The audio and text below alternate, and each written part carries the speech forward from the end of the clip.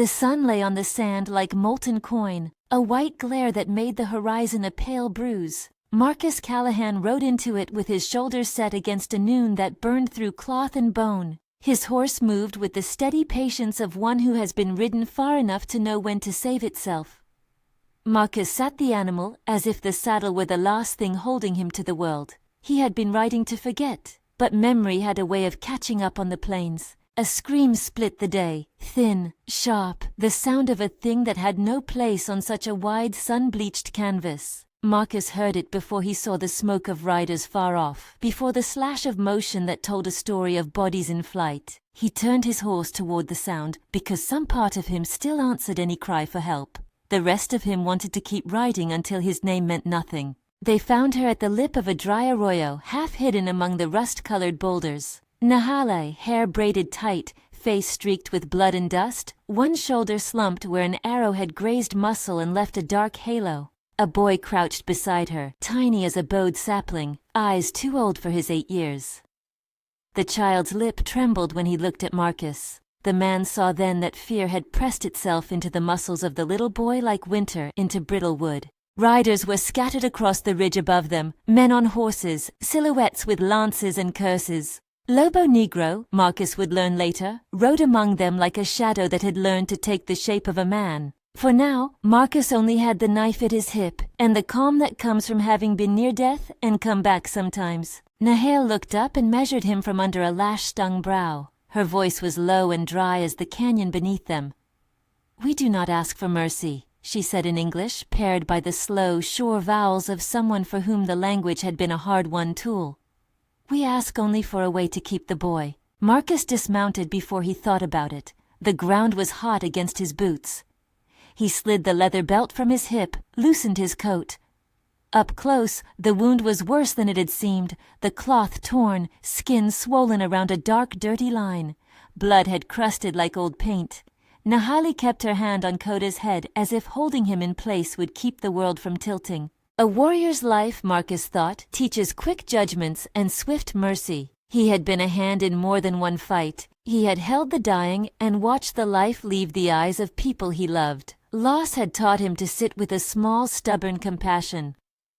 He tied his coat into a bandage, rinsed the wound in a canteen until the water ran pink. Nahale did not flinch at the sting of it. She watched him as if counting the quality of a man. "Who rides those?" Marcus asked. "Brothers of the dead," Nahale said. There was a weight in that phrase that put names and reasons into a long old shape. She did not need to say more. Custom and grief braided into a thing that made men do what the living often regretted. Koda's father lay where he had fallen months before.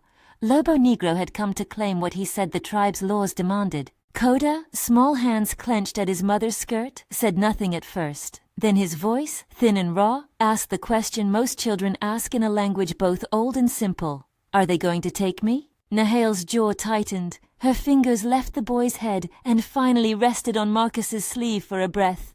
Her touch was neither pleading nor commanding, only a human reach across the space men make between themselves.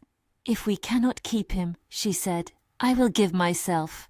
If someone claims my life and my hands, I will let them have me to protect his name." The words were a blade honed in desperation. Marcus felt the wrongness of them like a heat rising from his soles. He had met the world's economy of sacrifices, but he did not trade in people. He gave a slow, deliberate shake of the head. "I don't take ownership of anyone," he said. His voice had the flat honesty of the man who had buried his wife in a fever 2 winters back and refused to let her name become a talisman. "You're not a thing to be given to make a bargain. If I fight for you, I fight because it's right, because a child should be a child." For a moment, Nahale's eyes narrowed, not in anger, but in an assessment that stripped away flattery. She had a thing she could do, and she had tried it, the offering of herself in exchange for safety. The custom from which such offers grew was older than both her grief and Lobo Negro's temper. But she was not the kind to be softened by sentences. She was a woman whose choices had been shaped by a lifetime of carrying consequences. Something in Marcus, the steadiness of the way he tied the makeshift bandage, the way his jaw tightened at the idea of property in people, pushed at the plan she had laid for herself.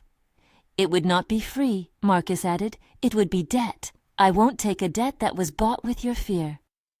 Coda watched them, dark eyes wide and a sliver of hope flickering in that small chest. The boy's hand reached for the old leather of Marcus's saddle as if testing if the world had anchors left. Nahale looked from Marcus to her son and back, and in that short, electric moment, something inside her shifted. She had offered herself because there had been no other option that kept the boy whole in her mind. But there were other ways to keep a child from being swallowed by the claims of men who measured honor in subjugation. She had been a widow long enough to know which bargains would become chains. "We move," she said at last. "We go to the place the men do not know. We cross the flat toward the river, and then up into the ridges. They will follow, but they will tire." Her voice tightened. "If we do not run now, we give them time." Marcus considered the riders on the ridge. He thought of the long grasses, the way scent carries at night, the gullies where a horse can be lost to a rider who does not know the land. There was a plan in the measurement of the terrain. There was danger too. He looked at Nahale, at Coda, and then he moved in a decision that sealed his posture. "All right," he said, "we run." If you like stories where honor gets tested, hit subscribe, and tell us in the comments where you're watching from. They left in the direction of shade rather than toward open flat. Marcus led with the horse because it could bear the weight of pace. Coda clung behind Nahale on a borrowed pony Marcus had taken in from the last town, a small animal that bobbed and whickered when spooked.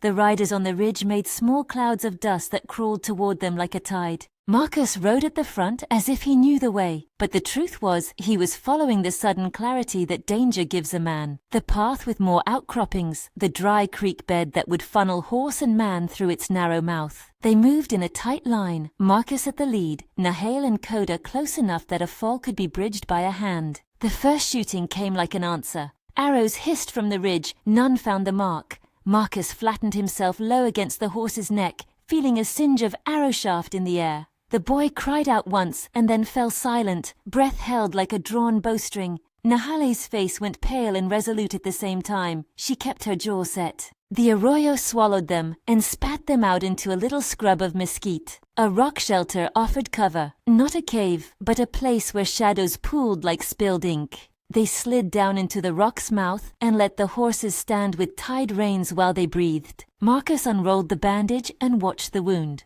Blood clotted, but infection and grit were the real enemies. He washed the rest with water from the canteen and picked grit from the torn cloth with a tongue of wet edge. Nahale answered in quiet monosyllables, the kind that fitted him like a tool handed to a craftsman.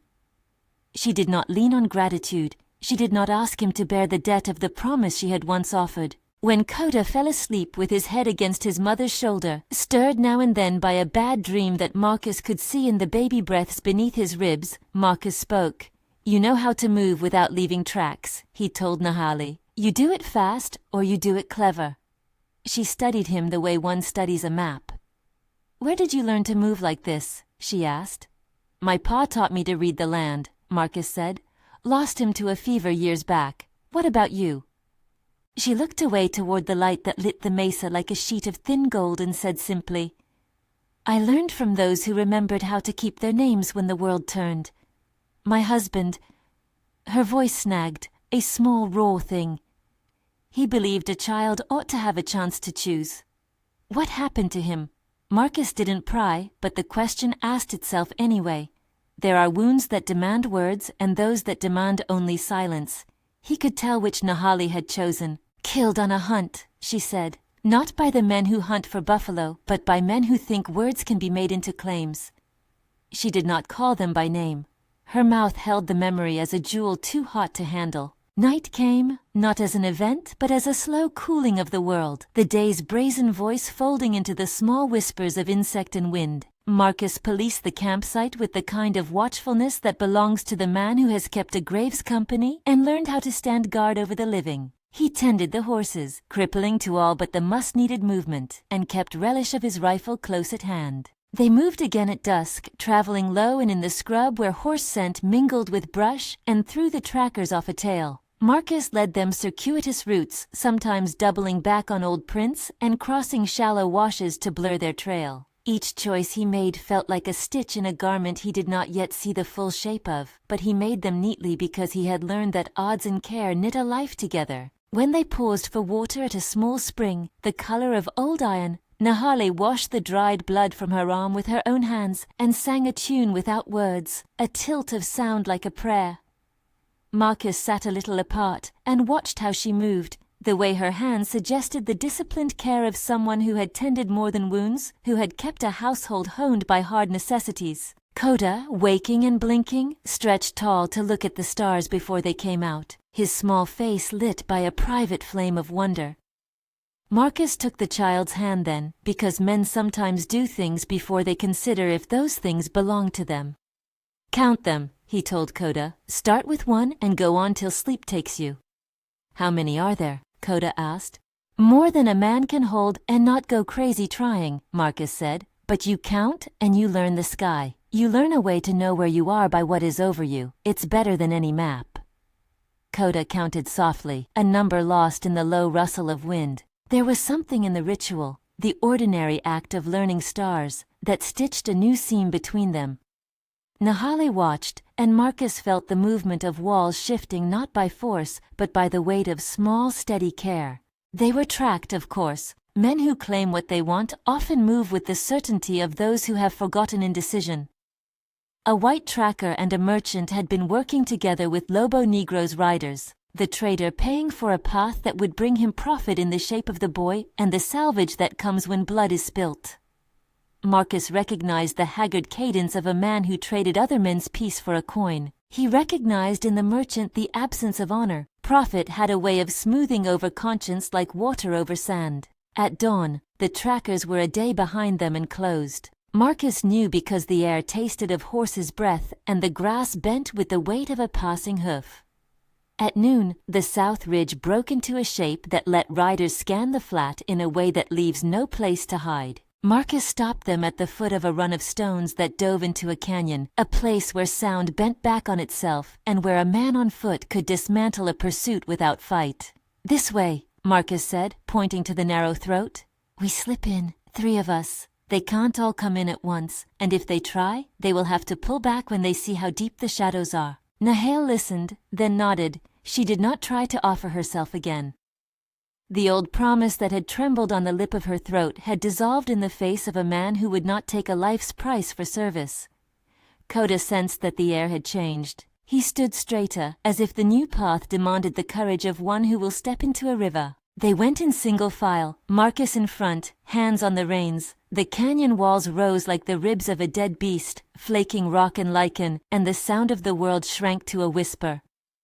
For a while the only music was the hoofbeat and the small sigh of the wind. Marcus remembered things in the canyon, an old funeral he'd attended as a young man, a woman's song in a trading house, his wife's hand over his while she coughed through the fever. Memories, he had learned, are a kind of ballast. They can drag you down or keep you steady depending on how you use them. He rode with the ballast of his losses and the lightness that came from choosing to carry someone else's safety for a while. Halfway into the throat, a scent found him, smoke and wet leather, and a smell like the inside of a man who has been waiting. He signaled with the softest of gestures, the subtle tilt of a wrist. Nahale froze her pony, Coda's small body flat against her back like a leaf stuck to bark. Marcus eased the horse to the side and peered down a smaller offshoot of the run.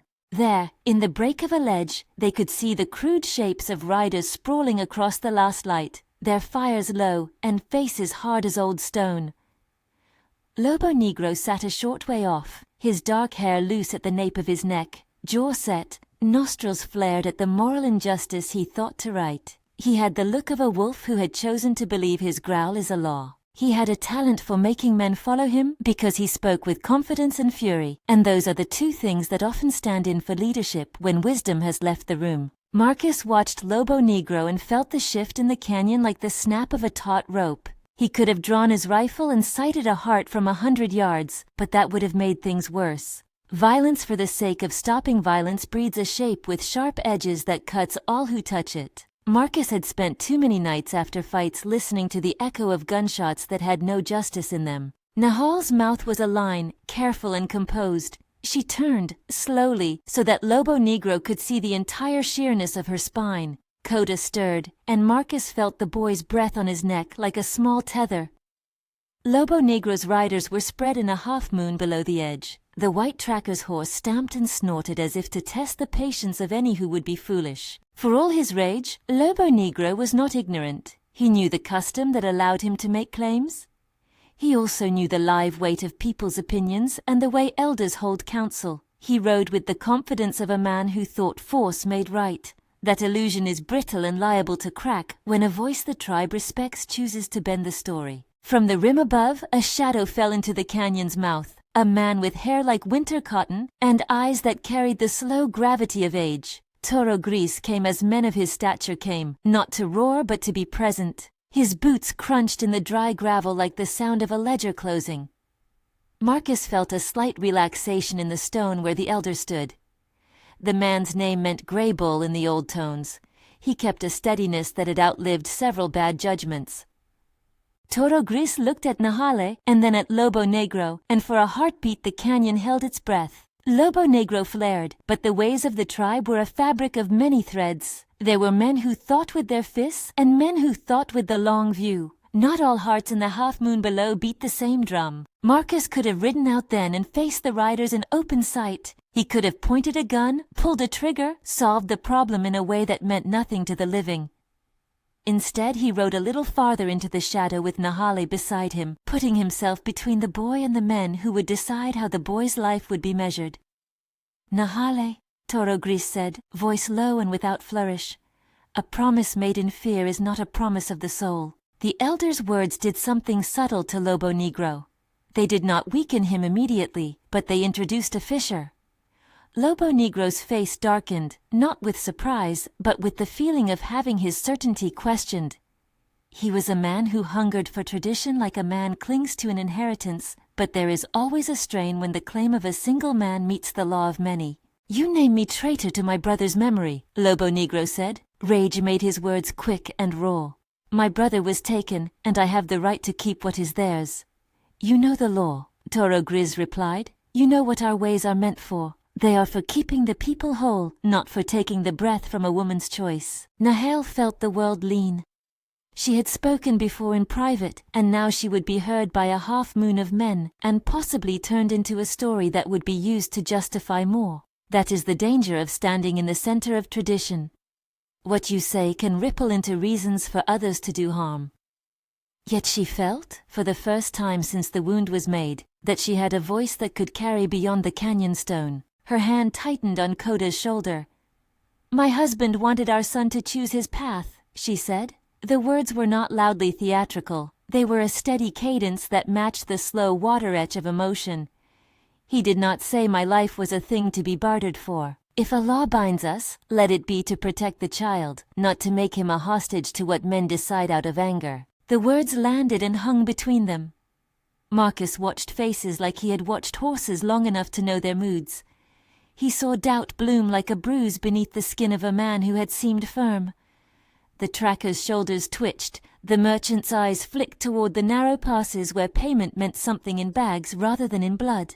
Lobo Negro's mouth pulled to one side. He was a man with a bone-deep belief in the rightness of his cause and a habit of turning desperation into doctrine. He planted his boot and made ready to speak again, but the set of the faces around him had changed. The elder Toro Gris had not been moved to fury. Instead, he had called into question what it means to be honorable, and some men had answered that call with a quiet that needed no trumpet. Marcus, who had been watching the whole exchange, felt the shift in his chest like the settling of a decision. He had been a man who moved through the world with the ready acceptance of a traveler. His life had been a thing of motion and leaving. A permanent place had once been his wife's calling and his refusal. But the boy's face in the shadow, the steady claim in Nahale's voice that the child should belong to choice and not to anger, forced something inward to break. He had been willing to protect them. He had refused the price of ownership. But there was more at stake now than temporary shelter. The canyon felt like a crucible that could change the metal of a man into something else. Marcus knew how to be kind from a distance. He was less certain of the kind of courage that buried its anchors deep in one place. A murmur passed through the riders. Not quite a victory, not quite surrender, only the calculation of men who measure consequences. Lobo Negro's jaw set. He spat a word that tasted like a promise to return, not empty but heavy with threat. "You will have this day," he said. "We will pull back, but the law remembers mouths that do not get fed." They left then, a slow tide of dust rising and falling, a retreat with the promise of a later tide. Marcus watched them go, until the dust wrapped like a veil around the empty ridgelines. For a long time after the riders had vanished, the canyon held onto the quiet. Coda slept. Nahale leaned against the warm rock and rubbed her palm over her son's hair as if smoothing down a flag. Marcus sat a little away from them, with his rifle laid across his knees and his eyes lost where the canyon opened to the sky. He wrestled with a decision that felt less like a choice than a calling, the kind of thing that once taken cannot be untaken. "Why did you stand in front?" Nahale asked finally. She did not ask as someone owed a reason. She asked as someone who wanted to know the shape of the man who had chosen to risk. Her voice was not a question of gratitude but of curiosity, a way to test whether the man who would save them would be the man they needed. Marcus let the rifle rest over his hands and closed his eyes as a man who remembers the sound of his wife's laugh through a dozen winters. "My wife," he said. "She used to say we give our lives to things that matter. I thought it was only words at the time, but now, a child's life is a thing that matters." He did not say everything. He didn't say how his wife had died with his name on her lips, or how he had ridden ever since to avoid the places that held her. Some stories need to be kept in the box they were given in. Nahale understood without him spelling out grief like a map. She had sorrow enough to recognize the shape of someone else's. She looked at Coda, then back to the man who had refused the bargain she had once tried. "You don't take what is offered under fear," she said, quieter, as if testing the truth of it. "That is a good man's rule." Marcus watched the boy breathe and felt the world distill into an uncomplicated clarity. Keep him safe, or let him be taken into a life forged by others' anger. He had fled his own attachments. Choosing to stay would be like planting his boots in wet earth and refusing to pull them up. It would be an irreversible thing. He made his decision like a trap set by an honest hand. "We go to the Valley of Esperanza," he said. "It's 3 days on the backside of the ridge. There are friendly folk there, people who owe me a favor." The words were small for a promise, but he meant them. "We get Coda there and we find work, and then, we'll see. No bargains with men who count hearts like property." Nahale nodded, and for once Marcus saw a shadow of a smile. She had not abandoned the idea of choosing her own fate. Instead, she had redirected it. The old offering of herself had been a thing made of fear. This new alignment, felt like a reclaiming. She had not asked to be owned. She had asked to be protected so that her son might grow into a man of choice. They moved then with the slow thoroughness of people who had survived an argument with violence and had the small grace to be alive afterward. Marcus rode with an inner geography redrawing itself around the necessity of staying. Each creek they crossed felt like a marker. Each night the sky folded differently over them, as if to ask whether men who had been lonely could learn to build. When they reached the ridge that gave the first sight of Esperanza, the valley lay spread below them like a palm open to the sun. Roofs glittered, a windmill turned with a slow, credible rhythm. It was not a promise of easy times, but it was a place with warm food and talk that didn't count lives like coins. Marcus watched Nahale and Coda as they looked down. The boy pointed at a distant dot that might have been a dog by the town square, and laughed softly. The sound in his throat made Marcus feel the strangling knot inside him loosen a fraction. He thought of leaving then, of turning his horse and letting the road take him as it always had. Months of wandering had taught him the safety of motion. But something in him had shifted so quietly since the scream in the arroyo that motion felt like a dodge rather than an answer. He had promised himself once he would not be trapped by anything. He had promised himself a life spent avoiding anchors. That promise, like the one Nahale had tried to sell in fear, felt less true now. A choice is not always a shouted thing. Sometimes it is a quiet knot tied and hidden under a shirt. Marcus felt the knot settle in his belly. He would not take Nahale as property. He would not demand she become less herself so he could feel necessary. But he could choose to stay and build something with them that would be chosen and reclaimed, not coerced. The sun slid toward the horizon, and the valley below promised 1,000 small, ordinary things. The creak of a porch swing, the smell of bread, a place where a child could grow among people who could teach him to choose his path.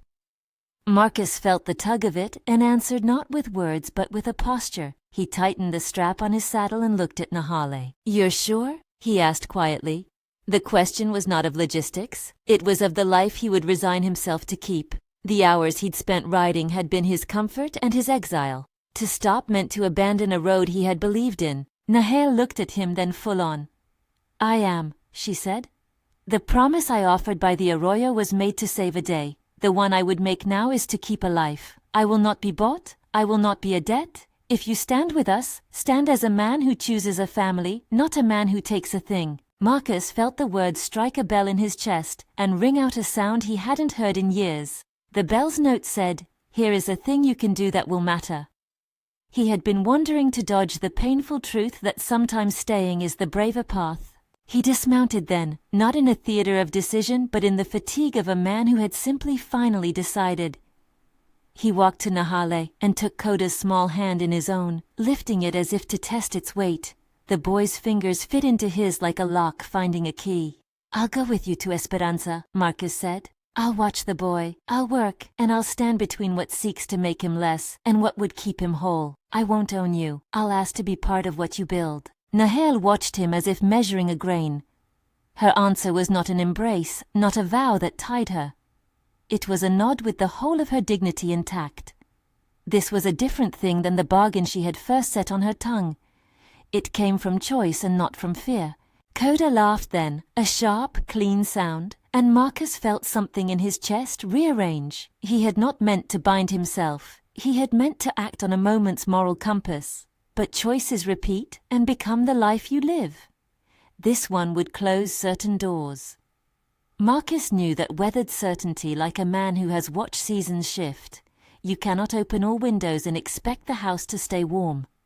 Some things, when chosen, make other roads impossible. On the rim of the ridge, as the last light thinned and the valley spread below like a life yet to be lived, Marcus felt the shape of his future tighten into a form he could not unshape with a sudden turn. He had sealed something in that moment, not a contract of ownership, but a commitment that would make wandering pointless. He had chosen to stay. They rode toward Esperanza as the twilight painted the plain in deep rose and iron. The horses moved steady. The boy slept against his mother's side. Marcus kept his rifle but slid it more often into the saddle to rest his hands on the pommel and imagine the kind of life that would be built with bread and work and stubborn loyalty. Behind them, the canyon had not forgiven the words spoken within it.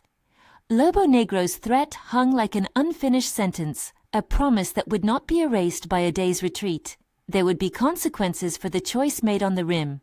There would be testing days and the small grind of a community that will judge what it wants to judge. But Marcus had looked at the boy and the woman and chosen the harder path, to plant his boots in a place and be accountable to faces he would see in the morning. As they descended toward the valley, the sky stung with stars and the first lamps of Esperanza winked like cautious beacons. Marcus felt an irreversible tilt beneath his feet, the sort of thing that does not mean death but does mean a life rearranged. He had not taken Nahale under any claim of possession. He had not bought Koda's loyalty. He had chosen to be present, to give up the easy refuge of leaving. The road in front of them narrowed into the town's gate, and the sound of a dog barking sent a motion through the small cluster of houses like a ripple through still water. People stepped on porches, glanced at the coming trio, and then looked away with the economy of small towns. This was not the end of the story. Already the valley hummed with the possible threads of kindness and suspicion alike. Marcus tightened the strap on his pack, feeling the weight of a decision settle on him like a jacket. There would be work to find. There would be days when the past would try to call him back to the road. There would also be mornings when he would wake and find Koda's hand in his and think, with a kind of fierce gratitude, that some things are worth staying for. Ahead of them, the street of Esperanza bent toward a plaza where the windmill kept its slow watch. Marcus rode forward with Nahale and Koda at his side, and the valley opened to them like a book with pages already turned. Behind them the canyon kept its memory. Lobo Negro's shadow lingered on the horizon like a cloud. The choice had been made, the fate, irreversible not because it killed them, but because it anchored Marcus's restless feet, lay in the quiet, ordinary acts to come, to work, to feed a child, to stand between what is right and what men would make of it. Those would be the days that carved a life. Marcus's reaction to the promise offered in the arroyo had sealed that fate. He would not be a wanderer any longer. They moved toward the town, toward the light and the unknown hearings of a community that would welcome them or test them. Behind them the canyon swallowed quiet once more, and not far away, in a place of dust and memory, Lobo Negro's wheels of resentment turned slowly, waiting for a time to test the knot Marcus had tied by choosing to stay. The town received them in a way that was neither wholly cold nor wholly warm, the sort of reception a place gives to a stranger who looks like trouble and hope in equal measure. Esperanza's streets had the lived-in untidiness of a community not yet wealthy enough to be polished. Porches sagged just a little from long summers. A dog pursued a cat with philosophical disinterest, and the scent of baking and tobacco braided together in the air. People paused in doorways, leaned on rails, and measured the small procession of three: a broad-shouldered man with a face at once open and closed, a woman whose wound had not yet faded from sight, and a small boy whose presence made a town's caution feel like a thing that needed to be softened. Marcus felt every glance as if it were a question. He tightened his hand on the reins, and the readiness of a man who had lived by the road settled into him like a muscle. Nahale kept Coda close. She let the boy point at the windmill, and then tuck his face into her side when a dog barked. The trio walked into the square where a blacksmith's hammer rang a steady rhythm, and the grocer watched with an expression that suggested profit might be possible in unexpected ways. A woman stepped down from a porch and wiped her hands on her apron. She was the sort of person who could smell need and answer it without fuss. Maria Alvarado, who kept a boarding house at the edge of town, and who had long ago decided that kindness sometimes pays dividends in bread rather than coin. She looked at the boy, and at Nahale's bandage, and at Marcus, and the softness that comes from owning more than one truth crossed her face. "You look like you need a place to sit without being told to leave," she said. "There's a room up back and stew on the table if you can't stomach polite conversation. We don't ask too many questions here." Marcus nodded, the manner of a man grateful but wary of favors. Nahale answered with a quiet thanks, and Coda's hand slipped from Marcus's to Maria's for a reach at a biscuit. The small transaction of food and shelter felt less like charity and more like the steady commerce of a town that had seen worse and decided to keep moving. They stayed that night under a roof and found, in the act of ordinary life, sweeping a floor, chopping wood, bringing water, a kind of slow repair. Marcus fixed a loose hiccup in the roof rafter with a borrowed hammer. Nahale mended a child's torn coat brought by another woman. Coda learned to carry firewood without stubbing his toes. The tasks were small and unspectacular, and in them the three of them began to stitch a pattern of survival that did not depend on a bargain given in fear. Word moved through Esperanza like water seeping into dry soil. A man had come with a woman and a child. The woman bore fresh injury. The man had stood between them and a claim.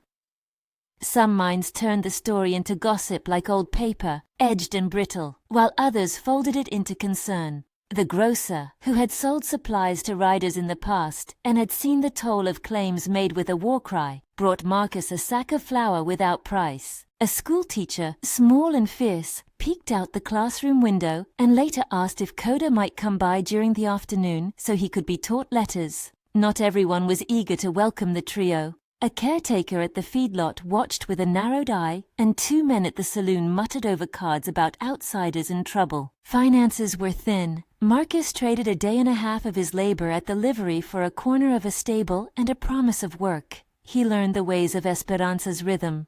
Early mornings when the air still held the last of the night's cool, the hammer in the blacksmith shop, a wash line flapping against noon, and the late barter of stories at the square. He mended fences, shod a plow horse, and ran messages for those who preferred to keep the road for other business. He kept his rifle near enough to take in hand, and often slept with an ear tuned to the wind. Habit does not yield overnight to decision. Nahale found her place in smaller ways. She offered to set out herbs for an old man with a cough. Common plants the townspeople used and traded for. Nothing mystical, simple arrangements to ease fever and bring rest. She washed and stitched at the boarding house for a coin and a bed, stirring into the stew a flavor the people enjoyed, and slowly earning glances of approval from women who measure worth by the steadiness of hands. Maria watched how Nahale held a tray steady even when a child wrenched its arm away, and the boarding house's kitchen took to relying on her quiet competence. Coda, who some called the boy with the eyes like dark glass, attached himself to the town with a mixture of curiosity and a soldier's caution. He learned to sweep, to fetch water, and to keep an eye on the horizon. He also learned to laugh. The school teacher, Mr. Hale, who had once taught boys who went on to better things, sat with him on a bench beneath a sycamore and drew letters in the dust. Coda would trace each curve with a finger, and then turn his head toward his mother and Marcus as if to see if their faces kept their promise. Those ordinary days added up into a month that held both softening and tension. Marcus slept a little deeper and dared, in daylight, to imagine a room where his boots would not always be packed for leaving. But when the night came and the quiet pressed in, his wariness returned. He would wake sometimes and find the bed empty beside him. Nahale lay up and moving through the dark with the careful economy of someone who could smell danger. He did not pretend to understand every shadow she feared. He simply watched and learned to follow her vigilance like a mapped route. News came on a weather-beaten afternoon when the sky was a sheet of high, shallow blue. A rider came in from the south, dust-blasted and running. He had the look of a man who had been paid to carry news and had had reason to be afraid. He rode straight to Maria's, dismounted with a haste that rattled tin, and announced that Lobo Negro had been seen to the west, gathering a handful of riders. The man's voice lowered. The town leaned in. There was a silence that felt like a held breath. Marcus, cleaning the bridle of a gelding, felt his hands tighten. Nahale's face hardened, and even Coda, who had learned the measures of both fear and calm, looked at his mother as if expecting instruction. "They wait for the right wind," the rider said. "They wait for whispers to travel. Men mutter at the idea of claims unpaid. Lobo moves with what he believes is right." His eyes flicked to Marcus as if searching for confirmation that the story would have a man on hand to answer the claim. Marcus crossed the square toward the well and met the rider's glance with a steadiness that did not lie. He did not need to announce his readiness. His posture told the town he would take responsibility in the measure he had promised. "We'll figure a way where there is one," he said. "We will not start a war in your streets." Words were not enough to assuage fear. Conversations moved at once toward more practical responses. The marshal, a man who held the town together less by force than by an economy of common sense, called a meeting at the hall. People brought boards and plans. Women who had taught children the meaning of proper gatherings took up the mantle of making a plan without panic. Marcus and Nahale sat with the rest and listened. The marshal proposed watches at night, an arrangement to move Nahale and Coda if necessary to a safer house, and a request for Toro Gris to speak to anyone who might be persuaded by a lightening of tempers. Toro Gris came not long after, his presence a gravity that forced the square's gossip into quieter channels. The elder had moved like a man who carries a long view. His countenance did not promise fireworks, but it held power in the way of someone whose words had once sent a hunting party homewards. He walked into the hall, and the room felt a little smaller in his presence, as if a sensible roof had been placed over a cluster of heated thoughts. "Nahale," Toro Gris said in a voice like gravel rinsed by rain. He had been the first to call doubt on Lobo Negro's certainty in the canyon, and now he had come to do the harder work of mending a community's sense. Words born of fear do not become laws. The man who thinks the world owes him his brother cannot make that debt on the shoulders of a child. Lobo's threat was not merely a tribal grievance, it was also an arrow aimed at the town's new arrangements. Some men around the saloon, those who preferred the world measured in coin and muscle, were tempted by the promise of favor from a high-handed leader. Others, who had seen too much losing in violence, sided with the idea of protecting the family in town. The marshal sought to keep a balance, to keep men from making decisions that would plunge Esperanza into a war small enough to ruin them. Lobo did not appear immediately. Word trickled in like a slow stream. A rider seen on a distant ridge, men placing themselves at watering holes with an eye like a hawk. Marcus and other volunteers kept watches in the nights, lanterns wide and faces drawn. Sometimes a horse would come without much sound, and Marcus would peer into the dark and hear only the coughing of the wind. Other times, the hush was broken by Coda's nightmares and the smell of ash from the kitchen. The days folded under a tension that pressed like a hand across the town's throat. Marcus worried not only for the safety of Nahale and Coda, but for what the town would become if it broke because of them. He had come to hope for a place other than the road, but he did not want the hope to be paid for by someone else's suffering. He walked through the market and felt the discreet looks of people who were trying to measure whether his presence would cost them peace. It was during one of those long evenings, when light slanted like a secret through the slats of the saloon, that the first direct attempt to unmake the town's choice arrived. A man rode into town with a small cohort, 3 riders in all, and the town's dog sensed the arrival of strangers and went mad in barking. They tethered their horses near the plaza, and the town watched them come forward like a private storm. The leader carried the mark of Lobo's faction, an iron-silver band wrapped around the arm of his coat, the kind of token that announces allegiance on the open plain. He dismounted with a slow grace that meant he expected to be heard. He asked to speak with the marshal. Under the public shade of the general store, he said plainly what Lobo's voice had already hinted. Lobo Negro demanded Nahale, and the child returned to the land he believed to be owed by tradition. The man's tone had the careful cadence of a messenger who had been paid to carry bad news, and who hoped to be spared the shame of its delivery. A hush spread through the market like a passing cloud. The marshal stood firm.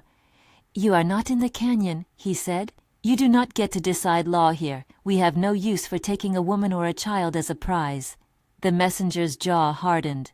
"The law is older than your fence posts," he insisted. "Certain things have weight that towns like this do not measure." Toro Gris stepped forward then. He had ridden from the hills and stood with Nahale at his side as if she were his own. The elder did not argue with the messenger's phrasing.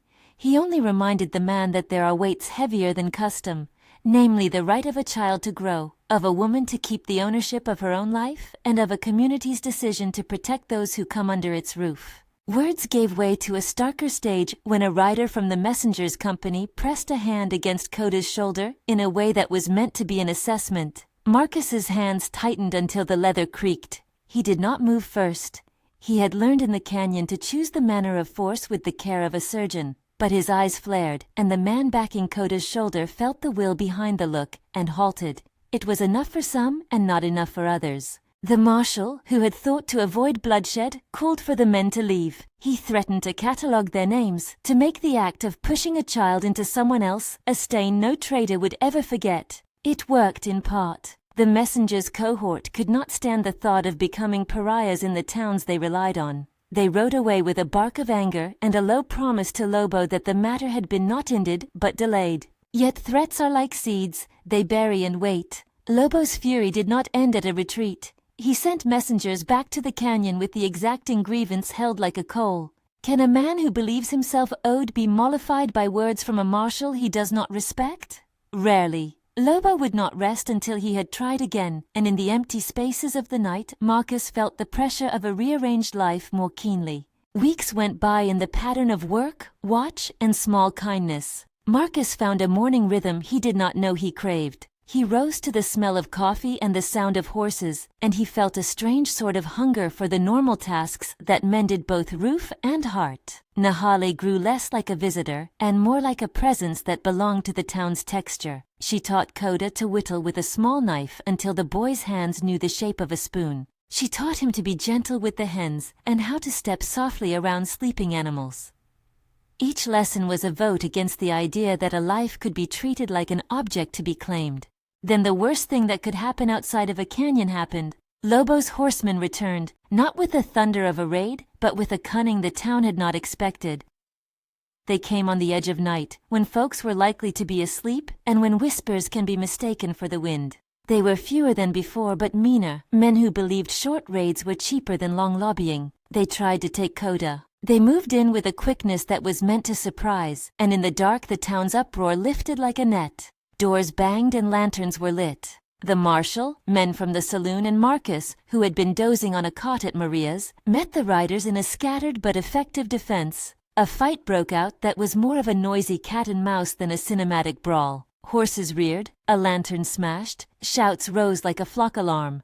Marcus caught sight of Coda being pushed between two men toward a waiting horse. Time compressed. He lost the measured caution that had governed him in the canyon and moved with the blunt force of desperation. There was a hand on his shoulder, Toro Gris's broad palm, steadying him, reminding him that violence without purpose can hollow the best intention. Marcus twisted around anyway, caught the nearest man with the flat of his hand, and hauled him backward. The man stumbled, and another swing knocked him against a water trough. It was not clean. It was not noble. It was necessary. Nahale was not passive. She stepped between a rider and a child with a fearlessness that startled witnesses. Her calm was not absence of fear. It was an acceptance of risk that had been tempered by countless acts of survival.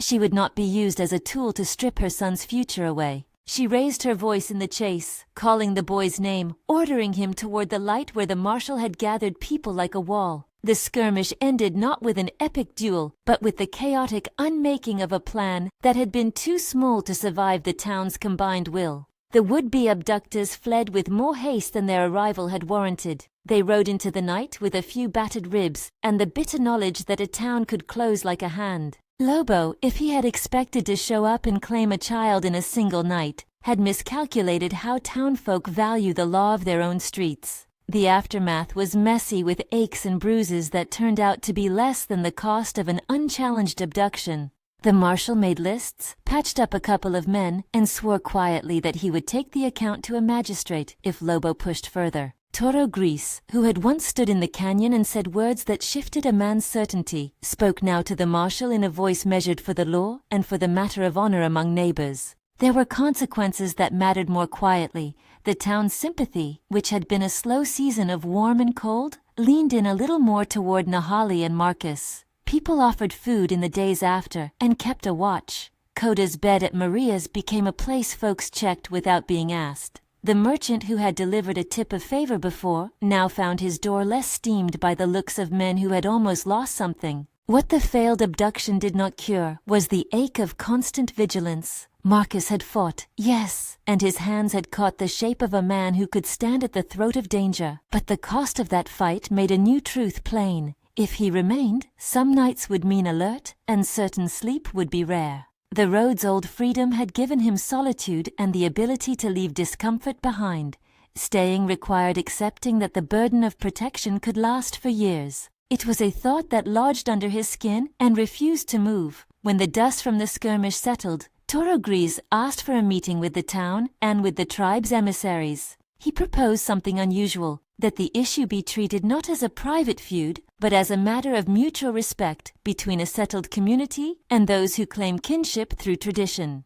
Lobo's rage was a living thing, and Toro Gris knew that if it was not met by a steady public correction, it would continue to fester. He called for men to speak in the open square, to be witnesses to a rearticulation of what would be considered right. The square filled with faces, some eager for spectacle, others for justice. Nahale stood with her chin lifted. Marcus stood beside her, less visibly heroic, more like a man who had learned the limits of theater.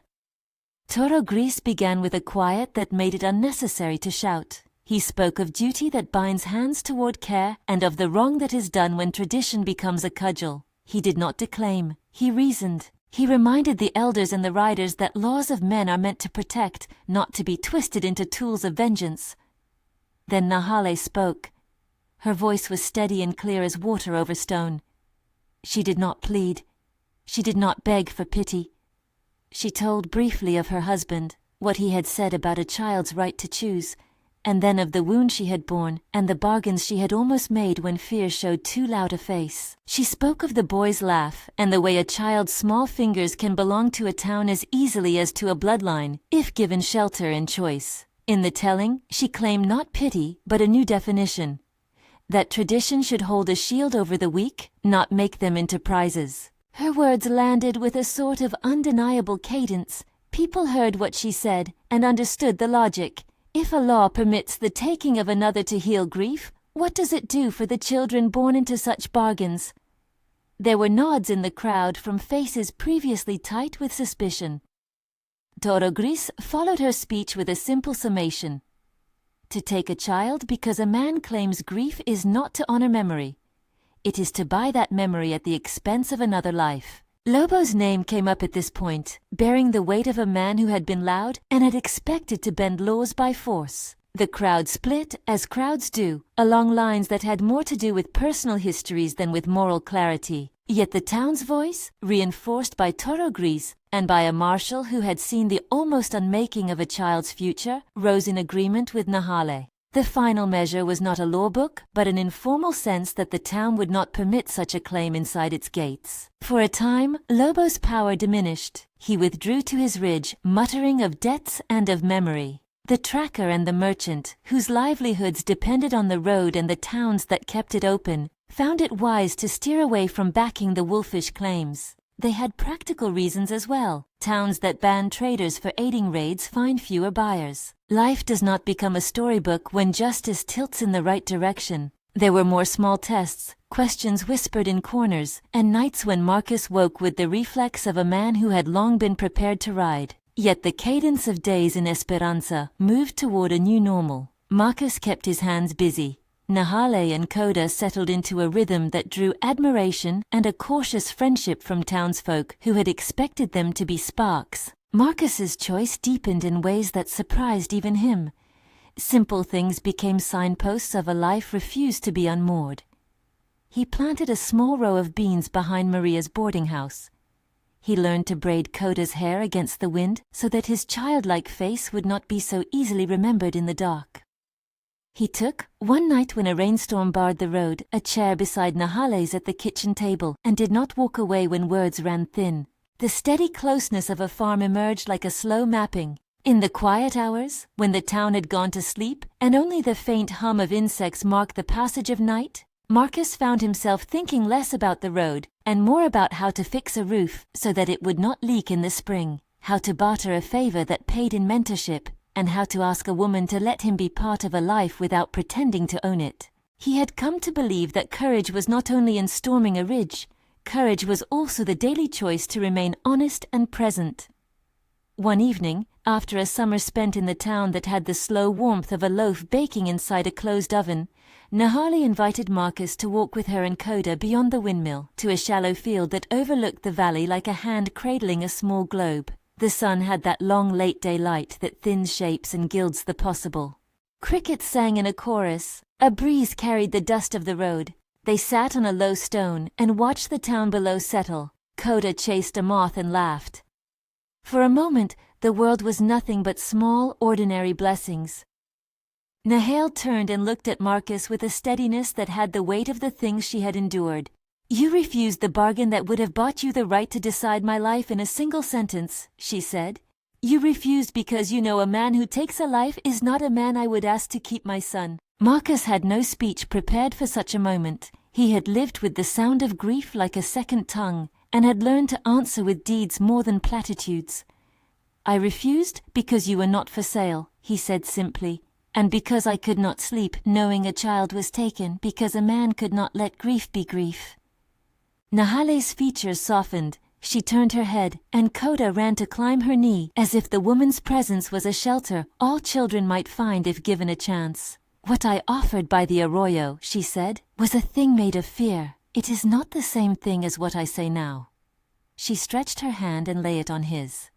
"If you will be with us, stay because you mean to be, not because a debt says you must. Promise me that." Marcus looked at the valley, and for once the road's call felt like an unused echo. He felt the slow, irreversible weight of the decision he had already made. To stay would close certain doors. The life of easy leaving, the solitude that had been his refuge, the ability to step away when pain came. It would also open a different door, the difficult, loving work of being present day after day. He tightened his fingers around Nahale's in response.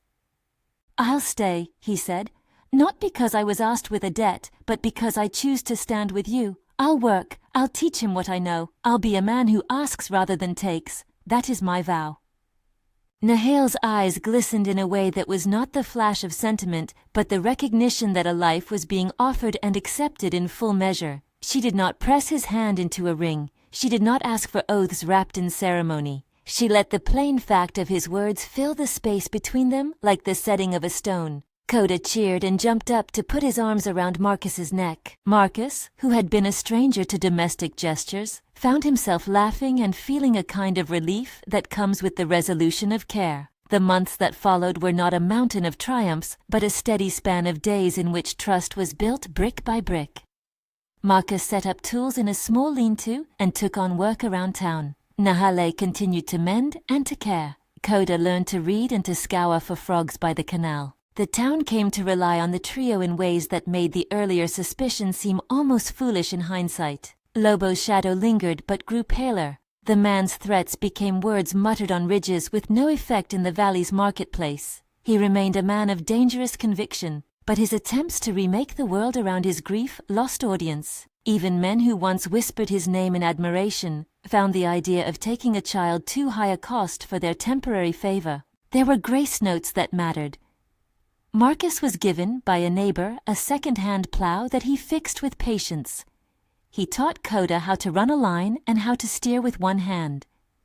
Nahale attended a small meeting of mothers and women who learned her competence and accepted her presence without spectacle. Children in the town grew to treat Coda like any other boy at play. His laughter made a small dent in the town's memory of fear. In the odd hours when the road called, Marcus would think of the places he had been, the taverns and the camps and all the temporary things that had once promised absence as a virtue. He found he no longer missed the road like a lover. He missed it as a memory. There was a new hunger to wake to a child's voice and answer it. He had not become a different man by magic. He had changed by repetition, by the small acts of care that make a life. The title of irreversible fate could have a cruel echo of a life ended, but in their case it was the sound of a man anchoring himself willingly.